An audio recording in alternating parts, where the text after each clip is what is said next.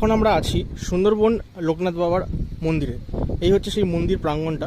এই সাইডটা যদি দেখো তাহলে কিন্তু পুরোটা ধান ক্ষেত, অলরেডি বৃষ্টির জল এটা ডুবে গেছে। আর সামনেটা পুরো একটা গ্রাম্য একটা পরিবেশ আছে, খুব সুন্দর এই পরিবেশটা।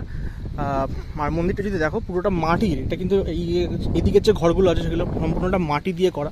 এখানে বাবা লোকনাথের একটি ছবি আমি দেখতে পাচ্ছি এবং এখানে কিন্তু সুন্দর করে গার্ডেনিং টাইপের করা হয়েছে, পরিষ্কার পরিচ্ছন্ন কিন্তু জায়গাটা মোটামুটি।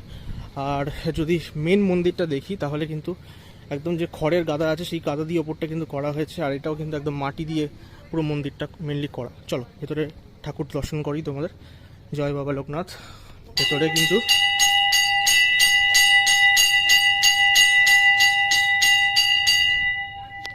ভেতরে কিন্তু এখানে মূর্তি পুজো নয়, তবে এখানে ছবিতে পুজো হয়।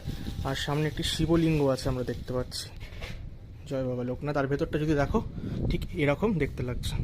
হচ্ছে সেই মন্দির, মানে লোকনাথ বাবার মন্দির। মানে রাস্তাটা যদি দেখো ঠিক ইটের রাস্তা, আর দুপাশে গাছ, আর বিশাল আজকে হাওয়া চলছে এই মুহূর্তে। আর এই রাস্তাটা দেখে কিন্তু একটা অন্যরকম মানে ব্যাপার আছে।